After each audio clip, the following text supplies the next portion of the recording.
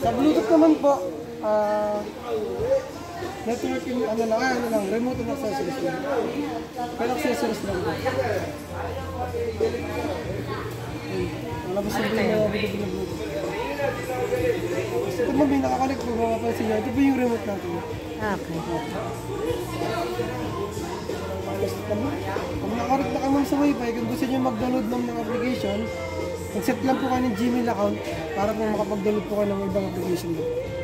Pero Disney Plus, Spotify, yung video, yung mga ganun po. Pero yung Netflix po natin, tsaka YouTube, built-in na po din. Okay. Facebook. Pwede po kayong Facebook, browse, sa browser. Browse po. Browse here. Okay. TikTok Tapos, ma'am, pwede din. May TikTok din ako. Inputs naman po, kung gamit nyo mga antena, HDMI, select nyo lang po. May HDMI ako. Sige. TV, for the box. Yung pong warranty natin ma'am, 2 years warranty. Part and service naman po yan, home service po. Huwag lang po talagang basag yung ating TV. Tsaka po nabasa, nakiblatan.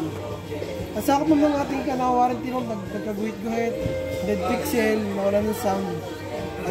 Ilang years yan? 2 years warranty. Tapos yung remote po natin hindi kasama sa warranty. Nakakabili naman po sa online. Shopee, Lazada. May isa pa akong tanong. Bumili ako rito ng yung pareho ng ating tabletop na burner. Yung nilalagay lang sa babaw. Ang problema ko na siya, nababarado.